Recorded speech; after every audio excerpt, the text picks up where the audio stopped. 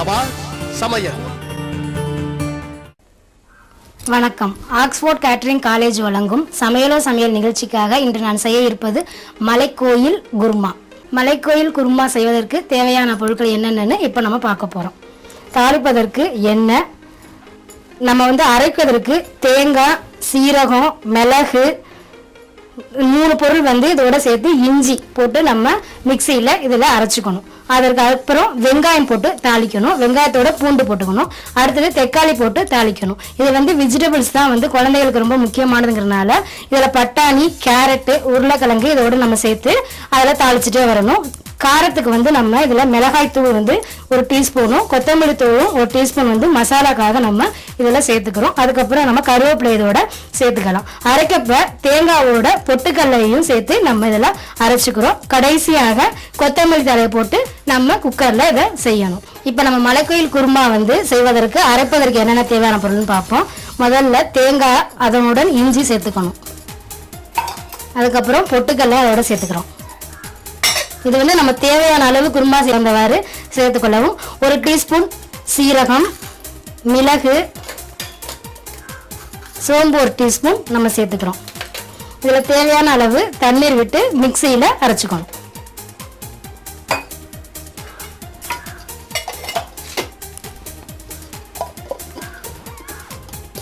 இப்போ நம்ம மிக்சியில் என்னென்ன போட்டிருக்கோம்னா தேங்காய், பொட்டுக்கல்ல, சீரகம், மிளகு, சோம்பு, இஞ்சி சிறிதளவு போட்டு நல்லா மையாக அரைச்சி எடுத்து வச்சுருக்கோம். அதுக்கப்புறம் நம்ம அடுத்து தாளிப்பதற்கு என்னென்ன தேவையானதுன்னு பார்ப்போம். 3 ஸ்பூன் இல்லை 4 ஸ்பூன் தேவையான அளவு எண்ணெய் விட்டுக்கொள்ளவும்.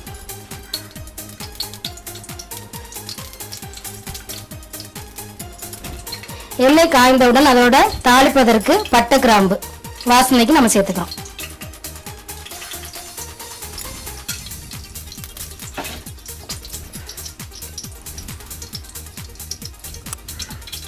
அதை நன்று பொரியட்டும். பொரிஞ்சதுக்கு அப்புறம் வெங்காயம், நறுக்கி வச்சிருக்கிற பெரிய வெங்காயத்தை அதோட சேர்ப்போம்.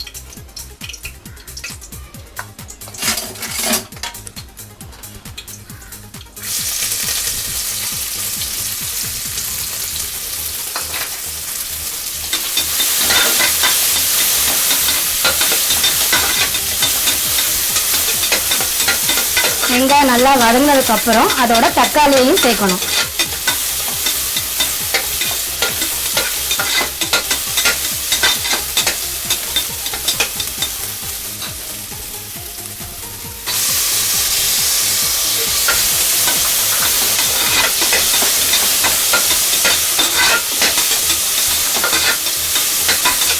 பட்டை, கிராம்பு தாளிச்சதுக்கு அப்புறம் வெங்காயம் போட்டிருக்கோம். அதோட பூண்டு சிறிதளவு சேர்த்து தக்காளியையும் போட்டு நல்லா பொன்னிறமாக இப்போ வதக்கிட்டு இருக்கணும். அதோட கருவேப்பிலையையும் சேர்த்துக்கலாம்.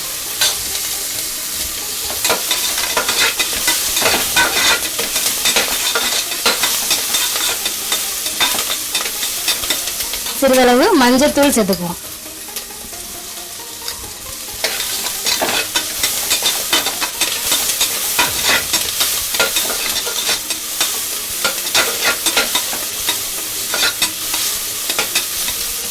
அதுக்கப்புறம் காரத்துக்கு நம்ம மிளகாத்தூளும் கொத்தமல்லி தூளும் தான் இதில் சேர்க்க போகிறது.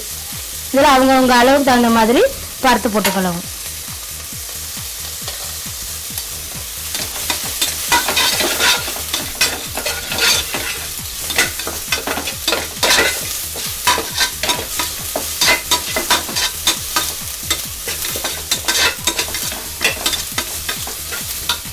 இதோட நம்ம நறுக்கி வச்சிருக்கிற வெஜிடபிள்ஸ் கேரட், உருளைக்கிழங்கு, பட்டாணி சேர்த்துக்கொள்ளவும்.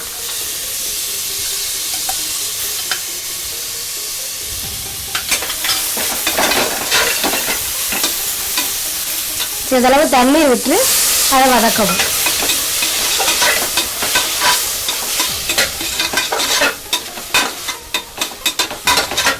இப்போ நம்ம போட்டதெல்லாம் நல்லா வதங்கிட்டே இருக்கு. இதோட நம்ம அரைச்சி வச்சிருக்கிற மிக்சியில் அரைச்சிருக்கோம் தேங்காய், பொட்டுக்கல்லை எல்லாம், அந்த கலவையும் இதோட ஊற்றி நல்லா கலக்கணும்.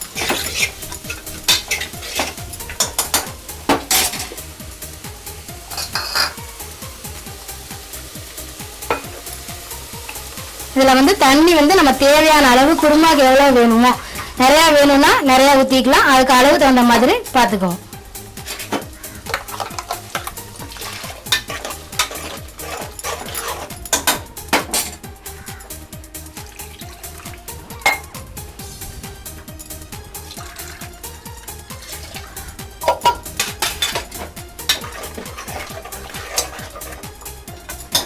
இப்போ நம்ம அரைச்சி வச்சிருக்கிற கலவை எல்லாம் ஊற்றியாச்சு. அடுத்து தேவையான அளவு உப்பு போட்டுக்கிறோம். உப்பு போட்டதுக்கப்புறம் வாசனைக்காக கொத்தமல்லி தழையும் இதில் போட்டுக்கலாம். நல்லா எல்லாத்தையும் கறந்ததுக்கப்புறம் விசில் போட்டு ஒரு 2 விசில் கற்றுனதுக்கப்புறம் நம்ம இந்த மிக்சியில் நம்ம குக்கரில் வச்சு இறக்க போகிறோம். இப்போ மூடி போட்டு இதில் விசிலில் 2 சத்தம் வந்தால் போதும்.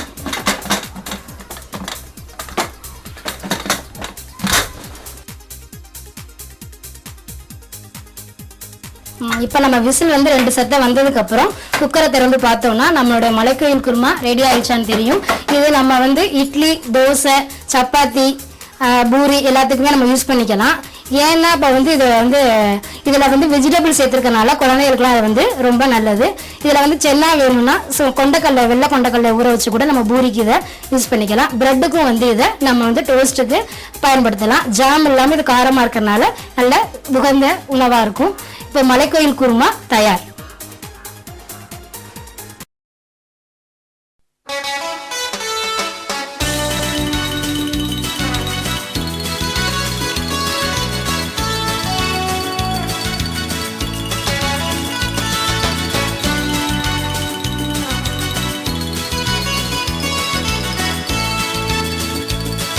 Sabal Samayan. Cuando tú vendrás.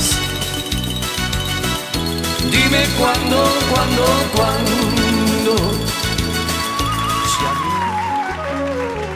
நலன் கற்று வளம் பெற